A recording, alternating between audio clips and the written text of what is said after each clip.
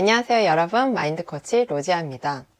오늘은 연애에 관한 이야기를 좀 해볼까 하는데요. 혹시 그 뉴스 들으셨어요? 선다방 1화에서 나왔던 5시 남녀, 텍사스에서 주유소를 운영하는 남자분과 건축 디자이너인 여자분이 결혼을 한다고 해요. 두 분은 선다방에서 만나서 그날 치맥 먹고 나서 한강 가서 뽀뽀까지 하셨다는데요. 정말 말만 들어도 달달하고 행복해지는 이야기인데요. 얼마 전에 카페에 이런 글을 올리신 분이 있더라고요. 저는 아직 미혼인데 제가 평생 같이 할 좋은 사람을 만나려면 어떻게 해야 될까요? 여러분의 생각은 어떠신가요? 뭐 이런 질문을 올리셨어요.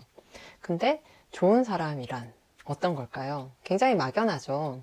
평생을 같이 할 만한 좋은 사람. 지금 뉴스에 보면 결혼 소식보다 이혼 소식이 더 자주 들리다 보니 사람들도 다들 결혼해서 잘 살 수 있을까? 나도 이혼하지 않고 끝까지 잘 살고 싶어. 근데 어떤 사람을 만나야 되지? 이런 생각을 많이 하시는 것 같아요. 내가 이 사람과 이혼을 해도 괜찮아 라는 생각을 하고 결혼을 하는 사람은 없겠죠.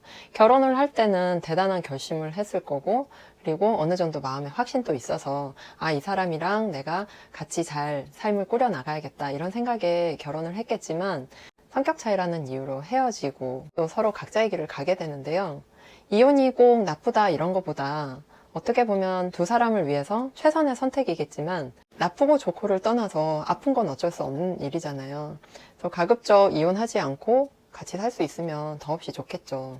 하지만 그건 알 수가 없는 거예요. 내가 아무리 누가 좋다는 직장에 들어가고 아무리 누가 좋다는 음식을 먹고 해도 그 직장이 정말 나에게 맞을지, 그 음식이 나에게 정말 맞을지 들어가서 일해보고 먹어봐야 알 수 있듯이 결혼 생활도 마찬가지인데요. 내가 좋은 사람을 만나기 위해서는 내가 어떤 사람이고 내가 어떤 사람을 원하는지 먼저 알아야 돼요. 옷을 하나 사러 간다 해도 그 전에 내가 어떤 스타일의 옷을 많이 사뒀는지, 그리고 옷을 하나 사러 갈 때조차 우리는 그 옷을 언제 입을 건지, 그리고 어느 계절에 입을 건지, 어떤 브랜드, 어떤 가격대의 옷이 좋을지 이런 걸 다 일단 어느 정도 생각이 있잖아요. 근데 사람은 겉으로 봐서는 모르고, 그리고 또 겪어봐야 알고 하다 보니 그런 게 참 어려운데, 남을 아는 것보다 더 쉬운 건 나를 아는 거죠. 그래서 내 자신에 대한 연구를 먼저 하시면 좋을 것 같아요. 내가 어떤 말에 힘이 나고, 내가 어떤 말에 상처를 받고, 내가 어떤 경우에 좀 힘들어하는 사람인지, 나는 생각이 많은 사람이 좋은지, 말이 많은 사람이 좋은지, 아니면 나랑 취향이 비슷한 사람이 좋은지, 이런 것까지도 다 알아서 일단 나에 대한 정보를 확실히 갖고 있으면 누군가를 만났을 때, 이 사람은 최소한 나랑 이런 부분은 맞겠구나. 아니면 내가 이런 거는 이 사람이랑 포기를 해야겠구나, 뭐 이렇게 생각을 할 수도 있죠. 그래서 이상형이라고 우리는 정해놓긴 하지만 이상형 자체가 굉장히 두리뭉실하고 사실 추상적인 얘기고요. 이상형은 그야말로 이상형이에요. 여러분 이상형 어떻게 되세요? 저는 돈 많고 잘생기고 자기관리 잘하고 능력 있고 이런 사람 좋아요. 네, 이런 사람 어딨냐고요? 네, 없죠 당연히.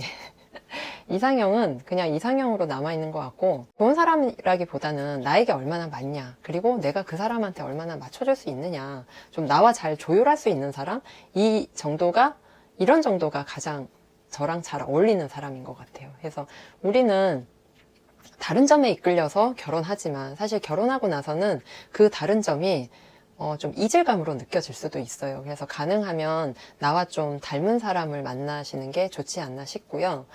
닮은 사람을 만날 때 취향이나 뭐 음식 이런 거는 닮은 사람을 만나는 게 좋은데, 우리는 보통 비슷한 상처까지도 닮은 사람을 만나게 돼요. 사람을 만나지 마세요 한다고 그 사람을 피해갈 수 있냐? 그럴 수 없어요. 왜냐하면 내 안에 있는 상처가 어떤 건지 모르고, 그리고 내가 그걸 어떤 식으로 또 풀어나가는지도 모르고 치유하는지도 모른다면 더더욱 그런 사람을 피할 수 없고요. 그리고 그 사람 자체도 자신에 대해서 잘 알고 있어야 돼요. 그래서 우리가 사랑을 할 때 나도 몰랐던 내 자신을 알아주는 누군가를 만나게 되고, 그 사람의 마음에 감동하고 공감하고 그런 것들로 인해서 사랑의 어떤 포인트들 이런 게 쌓인다고 저는 보는데요.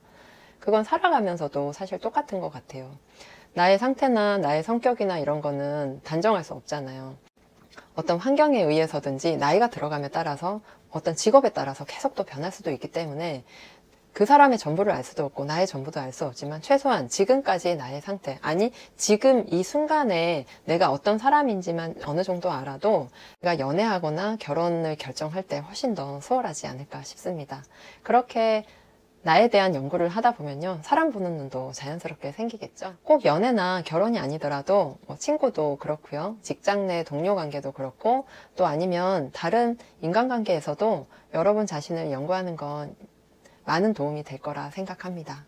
오늘의 영상도 도움이 되셨다면 좋아요, 구독하기 꾹 눌러주시고요. 알람 설정까지 잊지 마세요. 저는 다음 시간에 또 만날게요. 안녕.